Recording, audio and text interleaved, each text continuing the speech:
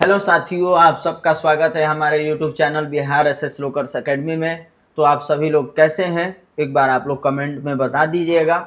आज के इस वीडियो में मैं आप सभी लोगों को हिंदी बुक में गदखंड भाग का 7वां पाठ ओ सदा नीरा का हिंदी अर्थ बताने वाला हूं। इसके पहले वीडियो में मैंने आप सभी लोगों को इस पाठ का जो लेखक परिचय है यानी जगदीश चंद्र माथुर जी के बारे में मैंने आप लोगों को बताया था। तो अगर आप लोग उस वीडियो को नहीं देखे होंगे तो हमारे चैनल के प्लेलिस्ट में जा करके और आप लोग जो है जगदीश चंद्र माथुर के बारे में देख सकते हैं। बाकी आज के इस वीडियो में इस पाठ को हम लोग पढ़ेंगे, तो पाठ को जो है आखिरी तक आप लोग देखिएगा और अगर ये वीडियो अच्छा लगेगा तो आप लोग अपने दोस्तों में शेयर कर दीजिएगा। साथ ही अगर आप हमारे चैनल पर नए हैं तो चैनल को जरूर सब्सक्राइब कर लीजिएगा, बेल आइकन को प्रेस कर दीजिएगा ताकि हमारे नए नए क्लासेस का अपडेट आप लोगों तक पहले पहुंच जाए। साथियों, तो चलिए अब बात करते हैं अपने इस पाठ पर। पाठ का हमारा नाम क्या है? ओ सदा नीरा है। जैसा कि आप लोगों को मैंने बताया था कि सदा नीरा क्या है, एक गंडक नदी है। गंडक नदी, उसका जो है पुराना नाम सदा नीरा है, ठीक ना। गंडक नदी का पुराना नाम बाबू क्या है? सदा नीरा है। तो हम लोग जो है इस पाठ में गंडक नदी और उसके आसपास के जो क्षेत्र है उसके बारे में अध्ययन करने वाले हैं। ये जो पाठ है ओ सदा नीरा, ये हमारे जगदीश चंद्र माथुर की पुस्तक बोलते क्षण से जो है, बोलते क्षण से संकलित है, बोलते क्षण से लिया गया है। और इसमें जो है लेखक ने गंडक नदी और उसके आसपास के क्षेत्रों को निमित्त बना करके इस निबंध की रचना की है। ओ सदा नीरा क्या है बाबू? तो याद रखना ये एक निबंध है, ठीक ना। ये क्या है बाबू? तो एक निबंध है। और अब हम लोग जो है एक एक करके लाइन बाय लाइन इसको पढ़ेंगे। तो चलिए शुरू करते हैं पाठ को। और पाठ में सबसे पहले दिया जा रहा है बाबू, कह रहा है कि बिहार के उत्तर पश्चिम कोण में चंपारण क्षेत्र की भूमि पुरानी भी है और नवीन भी है। यानी यहाँ पर जो है जो गंडक नदी है वो बिहार के चंपारण जिले के तरफ जो है बहती है। तो वहीं कहा जा रहा है लेखक के द्वारा कि बिहार के जो उत्तर पश्चिम क्षेत्र हो गया, कोण हो गया, चंपारण जो क्षेत्र होगा, वहाँ की भूमि जो है पुरानी भी और नया भी है। हिमालय की तलहटी में जंगलों की गोद से उतार कर मानव शैशव सुलभ अंगों और मुस्कान वाली धरती को ठुमक ठुमक कर चलना सिखा रही है। नए खेत, नई पैदावार और बीच बीच में पलाश, साल एवं अन्य जंगली वृक्षों की भटकी सी बातें, दूर दूर तक समतल की गई भूमि ट्रैक्टर की आतुर उंगलियों ने मानो जिसे पर्यतवसना कर दिया है। तभी तो लाज से सिकुड़ी इन नदियों में जल नाम मात्र हो गया है। बालू की डगरों के बीच खोई सी रह गई है धाराएं जो कभी वनश्री के ढके वक्ष स्थल में किलकती रहती थी। इसके बाद कहा जा रहा है कि अब वे किलकती नहीं है। या तो लाज में गड़ी निष्पन्द सरकती रहती है या बरसात के दिनों में उन्मत्त यौवना वीरंगनाओं की भांति प्रचंड नर्तन करती है। मसान, सिकनारा, पंडई भुजाएं फैला फैला कर उसी मानव के पुरुष को ललकारती है जिसने उन्हें निर्वसन किया है। निर्वसन मतलब होता है बिना वस्त्र के। सन 62 की बाढ़ का दृश्य जिन्होंने देखा है उन्हें रामचरितमानस में कैकेयी की क्रुद्ध रूपी नदी की बाढ़ की याद आई होगी। यानी सन 1962 में कहा जा रहा है कि जो बाढ़ आया था तो उस बाढ़ का दृश्य जो है रामचरितमानस में जो कैकेयी के क्रुद्ध रूप को दिखाया गया है, ठीक ना, वही इस मतलब कि उसकी तुलना जो है इस बाढ़ से की गई है। मतलब लेखक जो है यहाँ पर जो चंपारण का, बिहार का जो उत्तर पश्चिम क्षेत्र हो गया चंपारण, वहाँ पर जो है लेखक घूमने जाते हैं। तो वहाँ पर जाते हैं तो देखते हैं कि पहले गंडक नदी जो इतना विशाल, इतना मतलब कि उसमें मतलब पानी ज़्यादा हुआ करता था, लेकिन आज जो वो सूख गया है। वहाँ पर जो है बरसात के समय में पानी ज़्यादा होता, प्रचंड नर्तन अपना करता, लेकिन ऐसे नॉर्मल दिनों में जो है उसमें पानी जो एकदम नाम मात्र दिखाई देता है। तो वहीं लेखक जो है पहले का और आज का जो है वो घटना का वर्णन कर रहे हैं। इसके बाद फिर आगे कहते हैं, लेकिन 2500 वर्ष पहले जब गौतम बुद्ध ने इन नदियों के किनारे किनारे पाटलिपुत्र से मल्लों, मौर्य और शाक्यों को उपदेश देने जाया करते थे, तब ये नदियाँ संयमित थी। यानी कि हमारे जो लेखक है वो बता रहे हैं कि जब हमारे आज से 2500 वर्ष पहले, ठीक ना, आज से कितने हजार वर्ष पहले बाबू? 2500 वर्ष पहले जब गौतम बुद्ध इन नदियों के किनारे किनारे पाटलिपुत्र से मल्लो, मौर्य, शक्यों, इन सभी जो वंश थे, इन सभी वंश के जो राजाओं थे उनको उपदेश देने जाया करते थे। तो ये नदियाँ जो है संयम रूप से जो है अपना बहते रहती थी।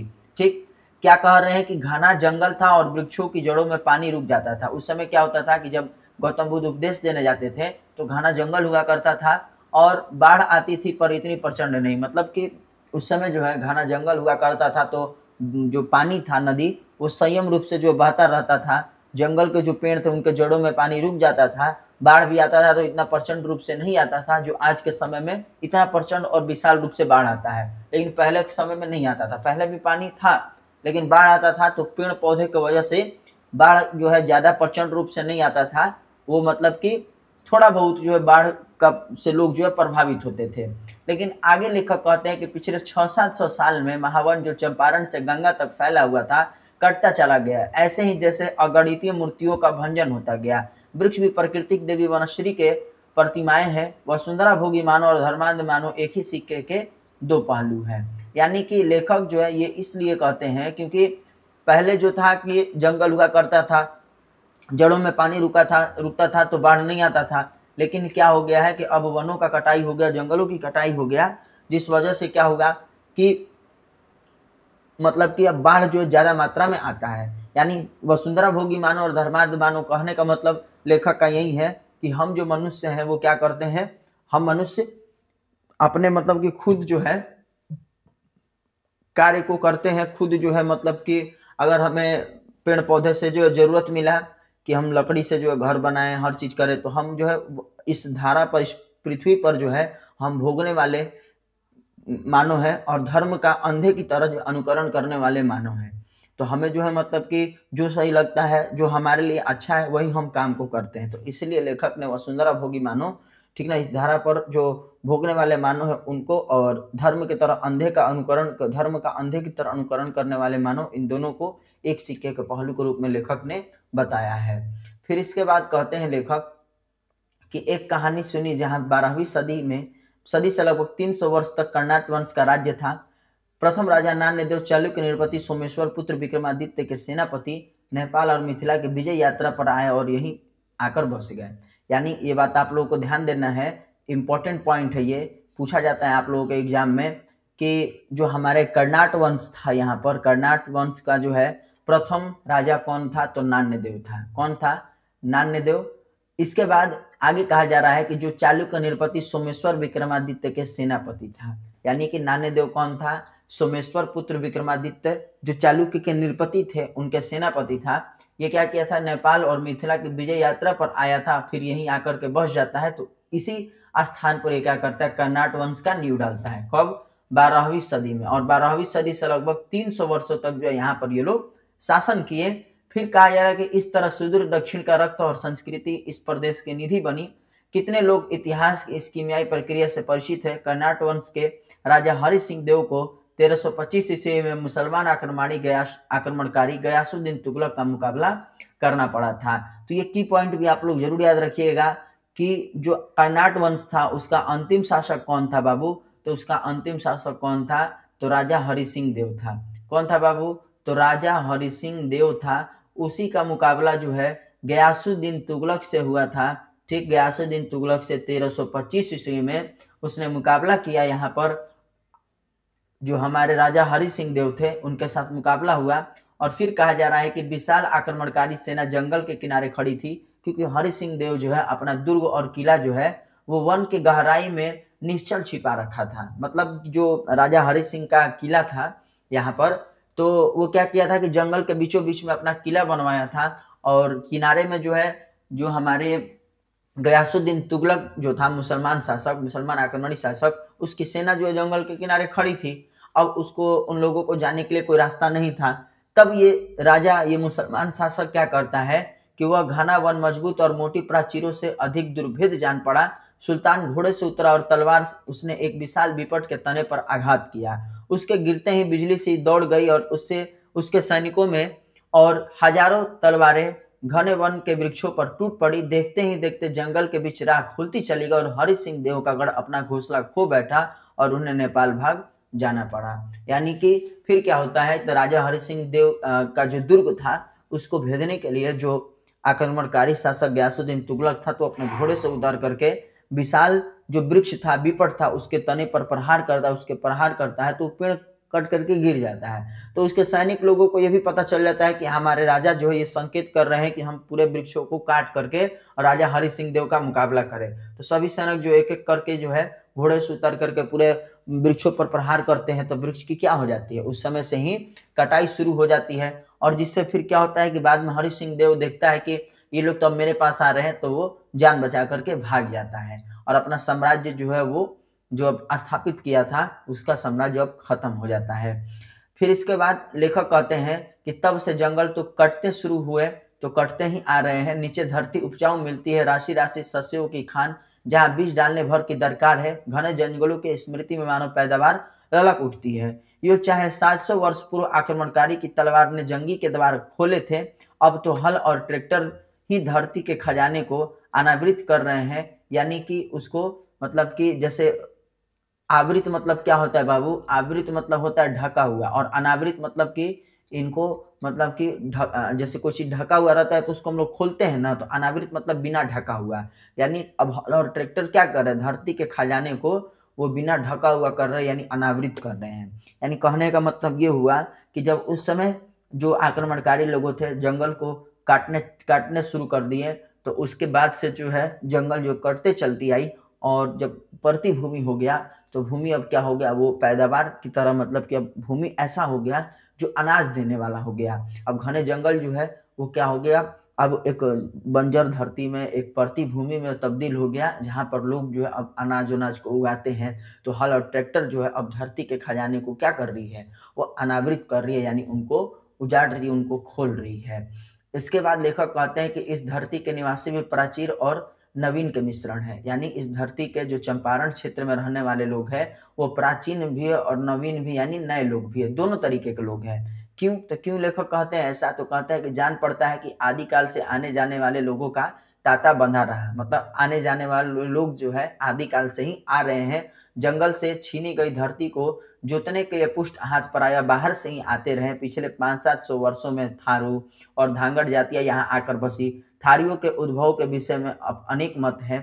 वे लोग अपने को आदिवासी नहीं मानते हैं, थारू शब्द को थार राजस्थान से निकला मानते हैं। यानी लेखक कह रहे हैं कि जब जंगल की कटाई शुरू हो गई, जो भूमि जब परती हो गया, तो यहाँ पर अनाज उगाने के लिए जो है, इसको धरती को जोतने के लिए जो है लोग जो है अलग अलग स्थानों से बुलाए गए। कहा जा रहा है कि पिछले 500-700 वर्षों में जो थारू और धांगड़ जातियां थी वो बाहर से बुलाए गए थे। थारू लोग के उद्भव के विषय में कहा जा रहा है कि कोई जानकारी नहीं मालूम है, ठीक ना। वे लोग जो अपने को आदिवासी नहीं मानते थे। ये लोग बताते थे कि थार शब्द जो है राजस्थान से निकला है, तो ये लोग मानते थे कि मतलब ऐसा कहा जाता है अनुमान के तौर पे कि ये लोग राजस्थानी थे। थारू जो है लोग, जो थारू जनजाति के लोग हैं वो राजस्थान से थे।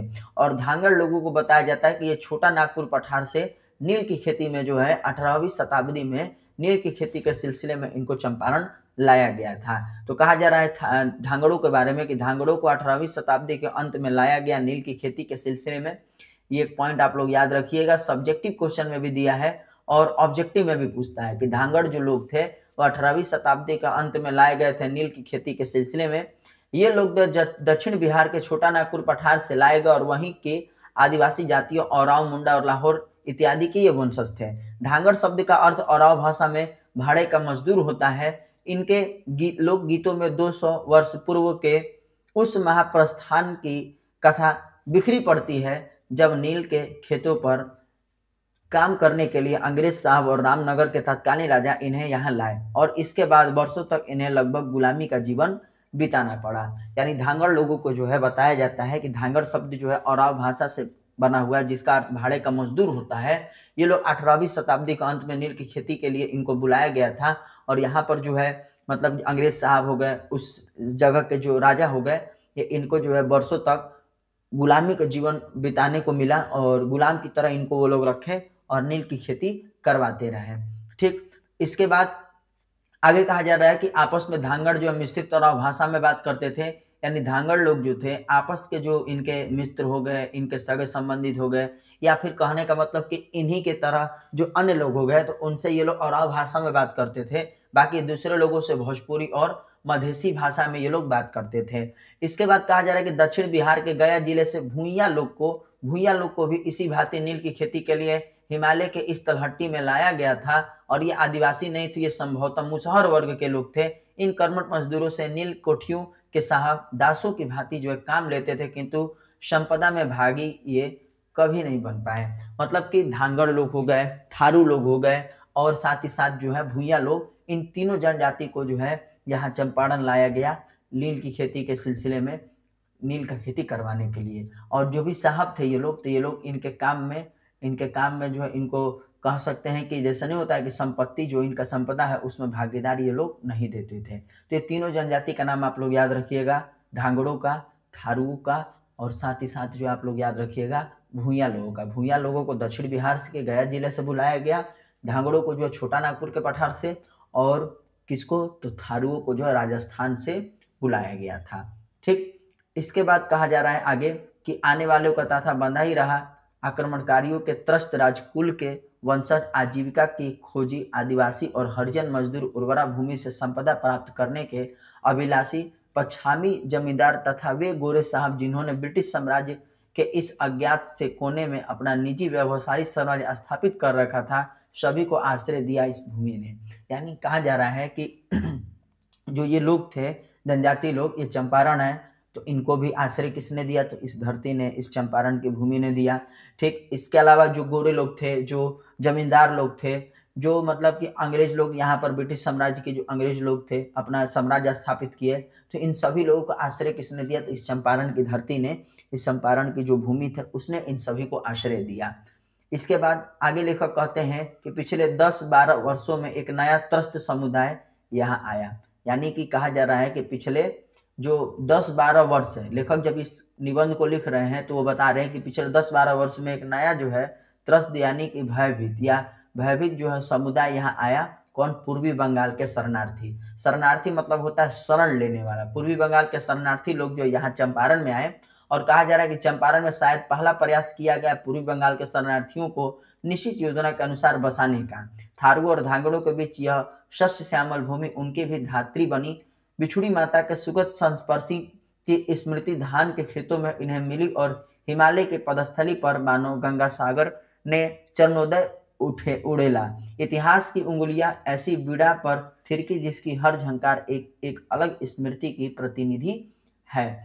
इसके बाद कहा जा रहा है कि उस दिन चंपारण के एक सुदूर गांव में एक वीणा की विधित रागिनी सुनने को मिली। थारुओं की अनुपम गृह कला, धांगड़ों का नर्तन, पूर्वी बंगाल के पूर्वासित किसानों के करुण कीर्तन। इसके बाद कहा जा रहा है कि यद्यपि मेरे अनुरोध पर एक देहाती प्रदर्शनी का आयोजन किया गया था, तथापि थारुओं की कला मूलतः उनके दैनिक जीवन का अंग है। जिस पात्र में धान रखा जाता था वह सीक का बनाया जाता था। कई तरह के रंगों और डिजाइनों के साथ सीक की रंग बिरंगी टोकरियों के किनारे सीप के झालर लगाई जाती थी। मतलब लेखक यहाँ पर जो है थारुओं का और जो धांगड़ लोग थे, जो मतलब कि पूर्वी बंगाल के शरणार्थी लोग थे, तो इन लोगों की जो कला थी उसकी कला को जो है लेखक यहाँ प्रदर्शित कर रहे हैं। और सबसे पहले जो है ये बताते हैं हमारे जो थारुओं की कला के बारे में, कि थारुओं की कला जो है दैनिक जीवन का एक अंग माना जाता था। ये लोग जो है जो धान का पात्र होता था, यानी जो टोकरा होता था धान का, उसको सीक के जो बनाते हैं, जैसे हम लोग टोकरी देखते हैं ना, बांस के सीक से बना होता है, तो वैसे ही ये लोग जो है पात्र, जो टोकरी था धान का पात्र था, उसको वो सीक से बनाते थे। और कई तरह के जो है उस पर ये लोग डिजाइन करते थे, रंग बिरंगे जो है रंग लगाते थे, और उस पर जो है मतलब कि उस टोकरी पर जो है ये लोग किनारे किनारे जो है सीप यानी सीप का जो है झालर ये लोग लगाते थे, जिससे देखने में ये सुंदर लगता था। इसके बाद कहा जा रहा है कि झोपड़ी में प्रकाश के लिए जो दीपक है उसकी आकृति भी कलापूर्ण है। शिकारी और किसान के काम के लिए जो पदार्थ मूछ से बनाए जाते थे उनमें भी सौंदर्य और उपयोगिता का अद्भुत मिश्रण दिख पड़ा। किंतु सबसे मनोहर था नववधु का एक अनोखा अलंकरण, जो मात्र आभूषण ही नहीं है। हर पत्नी दोपहर का खाना लेकर पति के पास खेत में जाती। नववधु जब पहली बार इस कर्तव्य को निभाने जाती तो अपने मस्तक पर एक सुंदर पीढ़ा रखती है, जिसमें 3 लटें बेड़ियों की भांति लटकी रहती है। हर लट में धवल सीपों और एक बीज विशेष के सफेद दाने पिरोए होते हैं। पीढ़े के ऊपर सीक की कलापूर्ण टोकरी में भोजन रखा होता है। टोकरी के दोनों हाथों से संभाले जब लाज भरी सुहाग भरी वधु धीरे धीरे खेत की ओर अपने पग बढ़ाती है तो सीप की बेड़ियां रजित कंकड़ों की भांति जो झंकृत हो उठती और सारा गांव जान लेता कि वधु अपने प्रियतम को कलयुग कराने जा रही है। कलयुग मतलब होता है भोजन। कलयुग मतलब क्या होता है बाबू?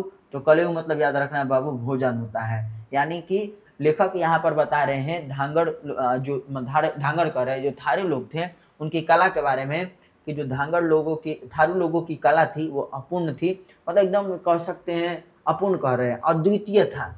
जो हमारे थारू लोगों की कला थी वो अद्वितीय था, मतलब हर तरीके की कला में निपुण थे। दीपक जो झोपड़ी में प्रकाश होता था तो उसके दीपक को जो है अलग आकृति से बनाते थे, जो धान रखा जाता था उसकी टोकरी को अलग आकृति से बनाते थे, ठीक ना। साथ ही साथ जो है जो किसान के काम में या शिकारी के काम में आने वाला मूंज जो है, जो पदार्थ बना होता था वो मूंज से बनाते थे ये लोग। तो ये सारा कार्य को वो लोग करते थे। नववधु जो थी, नई नवेली दुल्हन, वो अपने पति को जो खेत में भोजन कराने के लिए कुछ अलग तरीके से ही जो है उनको भोजन लेकर जाती थी भोजन कराने के लिए। तो ये सारे काम को जो है वो करती थी, ठीक।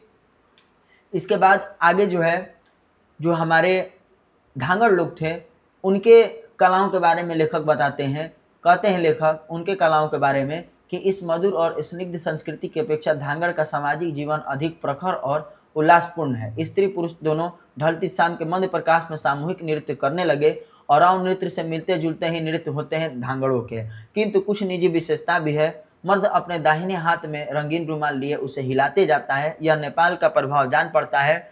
गीतों में कल्पना और चित्रोपमता अधिक जान पड़ी। भाषा में भोजपुरी और ओरांव का मिश्रण था। नृत्य के बीच बीच में कुछ लड़के तरह तरह के पशुओं की आकृति बनाकर आते हैं और गीतों की मधुर व्यंजना के लिए प्रहसन की छवि दिखा जाते हैं। रीछ, शेर, हिरण इन निसर्ग प्रेमी नर्तकों के बीच हिल मिल कूदक रहे हैं। लगा कि सदियों की नागरिक सभ्यता के अनगिनत पर्दे उठ गए। निर्बद्ध नर नारियों की आदमी किंतु सुषमा भरी झांकी मिली है। यानी इसमें जो है लेखक ने धांगड़ जनजाति के जो मतलब की कला थी, जिस कला में वो निपुण थे, उसके बारे में उन्होंने बताया। धांगड़ जनजाति के जो लोग थे वो लोग ओरांव नृत्य से जो है मिलते जुलते नृत्य ये लोग भी करते थे।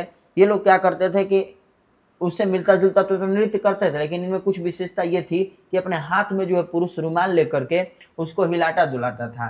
मतलब पुरुष जो है अपने दाहिने हाथ में जो है रंगीन रुमाल लेता था, उसको हिलाता डुलाता था, और जो गीत चलता था तो उसके आसपास जो है बच्चे क्या करते थे, उस गीत के अनुसार जो है अलग अलग पशुओं का चित्र जो लेकर के वो लगाते थे, जिससे वो जो नृत्य करते थे हमारे धांगड़ लोग तो देखने में जो है अच्छा लगता था। तो इस तरीके के जो है वो लोग कार्य करते थे। तो ये लोग नृत्य में निपुण थे।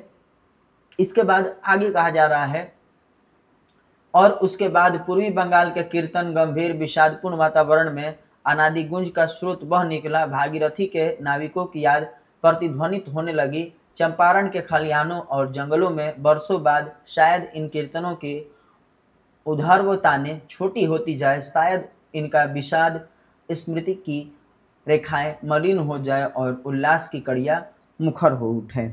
इसके बाद जो है आगे कहा जा रहा है, उल्लास रात बीत चली और दिवस का संघर्ष अंधेरे के पर्दे के पीछे सहज हो उठा। यानी जो खुशी का रात था वो बीत गया और उसके बाद जो है जो संघर्ष का अंधेरा जो है पर्दे के पीछे जो है वो सहज हो उठा, यानी संघर्ष का अंधेरा जो है वो आ गया। कहा जा रहा है कि धरती देती है किंतु यहाँ का जनजीवन समृद्ध नहीं बन सका। बेतिया राज्य के जमींदारों में तो अंग्रेज ठेकेदार बन गए और 19वीं सदी में नील की खेती का विस्तार किया। नील से ही उन दिनों रंग बनते थे, इसलिए नील की पाश्चात्य देशों में बहुत मांग थी। लाखों की संपदा उन अंग्रेज ठेकेदारों के हाथ लगी, किंतु जो रैयत थे, रैयत मतलब होता है किसान, का कोई लाभ नहीं हुआ। बेतिया राज से बहुत कम अदायगी पर अंग्रेज हजारों एकड़ जमीन इन गोरे ठेकेदारों ने ली। ठेठ देहात में उनकी भव्य कोठियां खड़ी हो गई। किसानों से जबरदस्ती जो है नील की खेती कराई गई। यानी कि जो मतलब धांगड़ लोग थे या अन्य जनजाति के लोग थे यहाँ लाए गए, तो नील की खेती में लाए गए। तो 19वीं शताब्दी में क्या हुआ कि नील की खेती का ज़्यादा विस्तार हो गया। नील की खेती से उन दिनों रंग बनाए जाते थे, तो अलग अलग देशों में, दूसरे देशों में इसका मांग बढ़ गया। तो लोग जो है अंग्रेज ठेकेदार क्या करते थे कि लाखों के लाखों संपदा जो है अब जो नील का खेती हो रहा था तो जो लाखों का लाखों रुपया होता था वो अंग्रेज ठेकेदार ले लेते थे, और जो किसान थे जो खेती करते थे मजदूरी करते थे उनको कुछ नहीं मिल पाता था। जो गोरे लोग थे ये लोग ठेठ देहात में भी अपना जो कोठी स्थापित कर लिए और इन पर अत्याचार कर रहे थे। फिर इसके बाद कहा जा रहा है कि हर 20 कट्ठा जमीन में 3 कट्ठा नील की खेती के लिए हर किसान को जो है रखना लाजमी था। 20वीं सदी के प्रारंभ में जब केमिकल रंगों के इजाद होने पर नील की मांग कम हो गई तब भी यह जबरदस्ती चलती रही और 3 कट्ठिया से छूट पाने के लिए किसानों को मजबूर किया गया कि वे मोटे रकमें गोरे ठेकेदारों को दे। चंपारण और कुछ आसपास के इलाकों में इन नीलहे साहबों का निष्कंठक साम्राज्य था उन दिनों। मतलब कि इन जो साहब लोग थे यानी गोरे लोग थे, इनका साम्राज्य जो है एकदम क्या कह सकते हैं कि एकदम बहुत बड़ा हो गया था, और ये लोग जो है कठोरता से क्रूरता से जो है इन किसानों पर जो अत्याचार करते थे। कहा जा रहा है कि जिस रास्ते पर साहब की सवारी जाती उस पर हिंदुस्तानी अपने जानवर नहीं ले जा सकते थे। यदि किसी रैयत के यहाँ उत्सव या शादी विवाह होते तो साहब के यहाँ नजराना भेजना पड़ता। साहब बीमार पड़ता तो रैयतों से इलाज के लिए वसूली होती। साहब हाथी खरीदता तो रैयतों को अपनी गाढ़ी कमाई में से कुछ ना कुछ देना होता था। तो ऐसा जो है नियम कानून बना हुआ था कि जो भी मजदूर थे जो भी किसान थे, ठीक, उन्हें तो पहले तो अपना जमीन का जो 20 कट्ठा जमीन है उसमें से 3 कट्ठा में नील का खेती करना होता था। ये तो पहला बात है। 20वीं सदी का जब आरंभ हो गया, जब नील का खेती होता था तो नील का जब मांग कम हो गया फिर भी ये लोग जबरदस्ती इन लोगों से खेती कराते थे, ठीक। और अगर किसी किसान को अगर खेती नहीं करना है, उससे छुटकारा पाना है, तो ये लोग उससे ज़्यादा रकम मांगते थे, ज़्यादा पैसा मांगते थे। तो किसानों के पास तो पैसा होता नहीं था, तो इसलिए इनको मजबूरन नील का खेती फिर भी करना पड़ता था।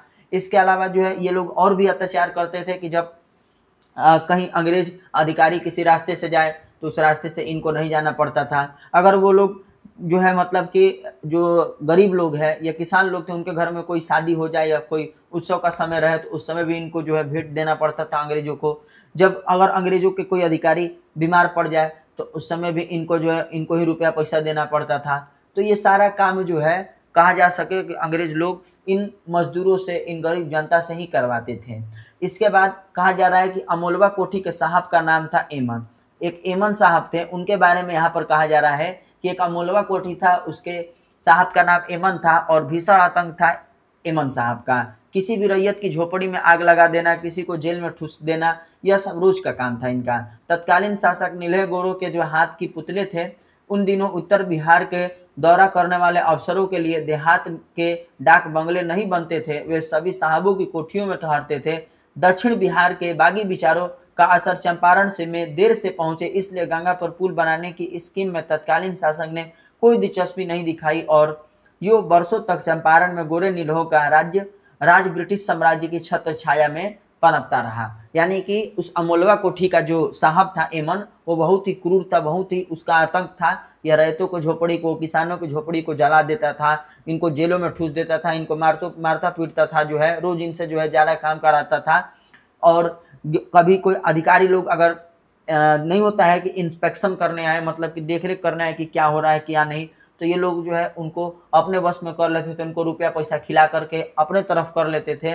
और इनके लिए जो अफसर आते थे उनके लिए डाक बंगला का व्यवस्था नहीं था, तो ये लोग उनको अपने कोठियों में ठहराते थे। और ये भी कहा गया है कि गंगा पर इन्होंने पुल भी नहीं बनवाया। ठीक, पुल भी बनाने का स्कीम आता था तो तत्कालीन जो शासक था वहाँ पर उस पर दिलचस्पी भी नहीं लिया। क्यों? क्योंकि अंग्रेज लोग चाहते थे कि जो दक्षिण बिहार के विचार हैं, दक्षिण बिहार में जो विचार पनप रहे हैं, दक्षिण बिहार में जो आंदोलन हो रहे हैं, वो यहाँ पर नहीं पहुँचे, क्योंकि यहाँ के भी लोग क्या करेंगे, अंग्रेजों के खिलाफ आवाज़ उठाने लगेंगे। क्योंकि ये उत्तर बिहार के क्षेत्र में जो चंपारण क्षेत्र है वहाँ के लोगों पर अत्याचार होता था, तो दक्षिण बिहार का जो विचार है वो चंपारण के लोगों तक ना पहुँचे, इसलिए यहाँ पर पुल नहीं बनवाया जा रहा था। तो ये प्रश्न भी आपका किताब में दिया हुआ है कि गंगा पर पुल बनाने में तत्कालीन शासक ने दिलचस्पी क्यों नहीं ली। तो इसी वजह से वो लोग दिलचस्पी नहीं लिए कि दक्षिण बिहार के विचार जो है चंपारण तक देर से पहुँचे या ना पहुँचे, और इसी वजह से जो है इन अंग्रेजों का इन पर अत्याचार चलता रहा। आगे कहा जा रहा है आतंक और दैन स्मृति और बेबसी के इस आलम में सन 1917 में अप्रैल मास में बिजली सी कौंधी।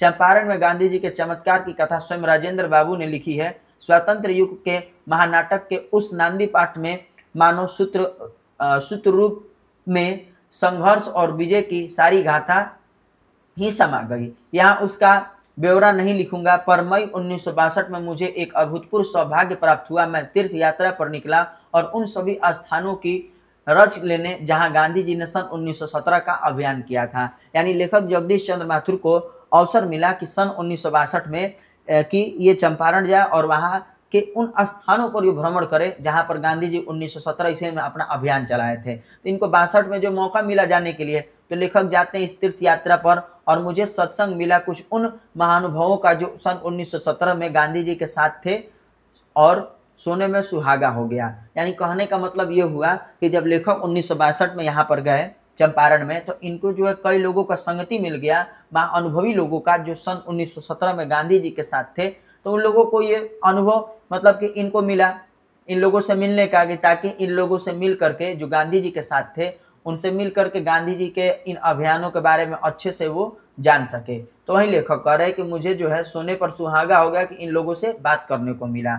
जब ये मोतिहारी गए तो मोतिहारी में मिले थे श्री रामदयाल शाह, गांधी जी के रहने सहने का प्रबंधन जिनके हाथों से हुआ था, एवं श्री हरवंश सहाय जो मुजफ्फरपुर से मोतिहारी गांधी जी के साथ गए थे और उन वकीलों में थे जो उस आंदोलन में उनके सलाहकार रहे थे। लौटने पर मुजफ्फरपुर में श्री रामनवमी प्रसाद से मुलाकात और देर तक बातें हुई। रामनवमी बाबू और राजेंद्र बाबू उन दिनों गांधी जी के साथियों में अग्रणी थे। जिस तेजस्वी किसान के आग्रह पर गांधी जी ने चंपारण जाना स्वीकार किया वह राजकुमार शुक्ल थे। ये याद रखना एकदम VVI ऑब्जेक्टिव क्वेश्चन है, हिस्ट्री में भी आप लोग से पूछता है कि गांधी जी चंपारण जो किसके आग्रह पर गए, तो राजकुमार शुक्ल के आग्रह पर जो गांधी जी चंपारण जाते हैं। लेखक जो मोतिहारी जाते हैं तो श्री रामदयाल शाह से मिलते हैं, हरवंश सहाय से जो मिलते हैं ये, और जो भी हमारे गांधी जी के समय के सहयोगी थे उनसे लेखक मिलते हैं, बातचीत करते हैं। रामनवमी बाबू हो गए, राजेंद्र बाबू हो गए, इन सभी से मिलते हैं, मुलाकात करते हैं। चंपारण में जो 1917 में जो कार्य किए थे गांधी जी उनके बारे में वो पूछते हैं। और फिर ये भी कह रहे हैं कि राजकुमार शुक्ल सन 1917 के पहले से ही श्री रामदयाल शाह, श्री रामनवमी प्रसाद और श्री हरवंश सहाय इत्यादि के संपर्क में आए थे और राजकुमार शुक्ल की सन 1930 के आसपास मृत्यु हो गई थी। यानी राजकुमार शुक्ल ही जो है गांधी जी को चंपारण बुलाए थे, बुलाने का आग्रह किए। फिर अन्य लोगों के साथ गांधी जी रहे, जो रामदयाल शाह हो गए, श्री रामनवमी प्रसाद हो गए, हरवंश सहाय हो गए, इन सभी के संपर्क में आए। और कहा जा रहा है कि सन 1930 के आसपास जो है राजकुमार शुक्ल का मृत्यु हो गया था। फिर इसके बाद कहा जा रहा है कि किंतु मेरा अविस्मरणीय अनुभव रहा कि सुदूर भितिहरवा गांव में, यह गांव जो है अमोलवा के निकट है, जहां सन 1917 में एमन साहब की तूती बोलती थी। तूती मतलब कि एमन साहब का राज था, क्योंकि वो अमोलवा के मतलब कि जो गांव था उसी में एमन साहब का मतलब कि अधिकार चलता था। तो वहीं कहा जा रहा है कि जब ये लेखक वहां पहुंचे थे तो कहा जा रहा है कि मेरा मतलब अविस्मरणीय अनुभव है कि जो सुदूर भितिहरवा गांव है, यानी वर्तमान समय जो भितिहरवा गांव है, वो उस समय की अमोलवा के निकट था, जो जिस समय सन 1917 में जो है उस समय एमन साहब था।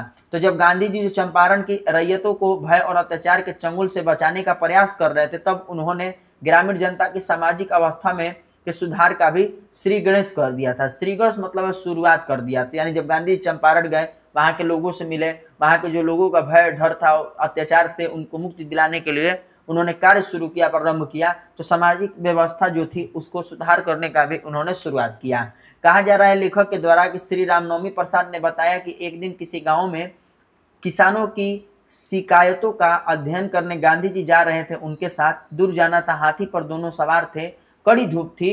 तभी गांधी जी ने ग्रामों की दुर्वस्था को दूर करने की में शिक्षा की महत्ता पर अपने विचार प्रकट किए। उन्होंने कहा कि जब तक ग्रामीण बच्चों को शिक्षा की व्यवस्था नहीं होगी तब तक केवल आर्थिक समस्याओं को सुलझाने से काम नहीं चलेगा। यानी रामनवमी प्रसाद से गांधी जी जो है जब किसी सिलसिले में ये लोग हाथी पर बैठ करके किसी दूर गांव में जा रहे थे, तो गांधी जी जो उनसे बोलते हैं कि हम तो मान लीजिए कि इनका व्यवस्था जो है ठीक करने का कोशिश कर रहे हैं गांव वालों का, लेकिन व्यवस्था ठीक करने से तो कुछ नहीं होगा, आर्थिक समस्या को ठीक करने से कुछ नहीं होगा। सबसे बेहतर ये होगा कि पहले ग्रामीण बच्चों को शिक्षा की व्यवस्था की जाए। जब तक उनको शिक्षा नहीं मिलेगा तब तक जो है इनके समस्या जो सुलझेगी नहीं। तब गांधी जी क्या करते हैं, वे चंपारण में कुछ ग्रामीण विद्यालयों की स्थापना करना चाहते थे। थोड़े ही दिन बाद उन्होंने 3 गांवों में आश्रम विद्यालय स्थापित किए, बड़हरवा, मधुबन और भितिहरवा। एक मोस्ट इंपॉर्टेंट है, इसको आप लोग जरूर याद रखिएगा कि गांधी जी बड़हरवा, मधुबन और भितिहरवा इन 3 गांवों में आश्रम विद्यालय स्थापित किए और कुछ निष्ठावान कार्यकर्ताओं को तीनों गांवों में तैनात किए। वे कार्यकर्ता आए गुजरात और महाराष्ट्र से थे। यानी गांधी जी ने इन 3 गांवों में जो आश्रम विद्यालय स्थापित किए, तो ये क्या किए कि महाराष्ट्र और गुजरात से बुलाए गए जो कार्यकर्ता थे, जो कार्य करने वाले शिक्षक थे, उनको ये यहाँ पर तैनात किए तीनों गांव में, ताकि आप लोग रह करके बच्चों को शिक्षा दीजिए, बच्चों को पढ़ाइए। ठीक, तो कहा जा रहा है कि बड़हरवा का विद्यालय विदेश से शिक्षा प्राप्त इंजीनियर श्री बबन जी गोखले वो आए यहाँ पर बड़हरवा गांव में, बड़हरवा गांव के विद्यालय में बच्चों को पढ़ाने के लिए। और उनकी पत्नी जो थी अवंतिका एकबाई गोखले, इन दोनों ने जो है बड़हरवा आश्रम में रह कर, बड़हरवा विद्यालय वहां में रह करके बड़हरवा गांव में, बड़हरवा के विद्यालय में बच्चों को पढ़ाया। और इसके साथ साथ देवदास गांधी भी जो इनके साथ थे। मधुबन में कहा जा रहा है कि गांधी ने गुजरात के नरहरि दास पारिक और उनकी पत्नी एवं अपने सेक्रेटरी महादेव देसाई को भेज दिए। यहाँ भी 3 लोगों को वो नियुक्त कर दिए। पहले तो नरहरि दास और उनकी पत्नी 2 लोग हो गए और अपने सेक्रेटरी महादेव देसाई को नियुक्त कर दिए। फिर कुछ दिन आचार्य कृपलानी भी यहाँ पर है, यानी यहाँ पर 4 लोगों को नियुक्त किए। कुछ समय के लिए आचार्य कृपलानी भी रहे। फिर कहा जा रहा है कि भितिहरवा के आश्रम भितिहरवा के अध्यक्ष थे वयोवृद्ध डॉक्टर देव और सुमन जी। बाद में वहाँ पुंडलिक जी भी गए। स्वयं कस्तूरबा भितिहरवा आश्रम में रही और इन कर्मठ और विद्वान स्वयंसेवकों की देखभाल करती रही।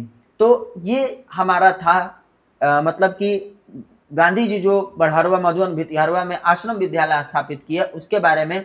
किन आश्रम विद्यालय तो स्थापित कर दिए, लेकिन किन किन को नियुक्त किए उनके बारे में था। तो कस्तूरबा जो गांधी थी वो गांधी जी की पत्नी थी, तो खुद भितिहरवा आश्रम में रह करके इन जो कर्मठ विद्वान स्वयंसेवक लोग थे इनका वो देखभाल करती थी। तो हम लोग आज इतना ही निबंध को पढ़ेंगे। बाकी नेक्स्ट पार्ट में जो इसके बचे हुए निबंध को हम लोग कवर करेंगे और हिंदी अर्थ को समझेंगे। आज आप लोगों का इस क्लास से जुड़ने के लिए बहुत बहुत धन्यवाद। ऐसे ही आप जो है डेली क्लास से जुड़िए। और अगर जो हम अपने चैनल पर क्लास ले रहे हैं, अगर इन सब का आपको PDF नोट्स चाहिए, क्वेश्चन का, सब्जेक्टिव क्वेश्चन का, ऑब्जेक्टिव क्वेश्चन का, तो आप हमारे SS श्लोकर एकेडमी के टेलीग्राम चैनल को ज्वाइन कर सकते हैं। बाकी आज का क्लास आप लोगों को कैसा लगा कमेंट में ज़रूर बताइएगा। और जो लोग अगर हमारे चैनल पर नए होंगे ज़रूर चैनल को सब्सक्राइब कर लेंगे, बेल आइकन को प्रेस कर देंगे ताकि हमारे नए नए क्लासेज का अपडेट आप लोगों तक पहले मिल जाए। बाकी मिलते हैं अगले क्लास में, तब तक के लिए आप लोग स्वस्थ रहिए, मस्त रहिए, अपना पढ़ाई लिखाई करते रहिए। धन्यवाद।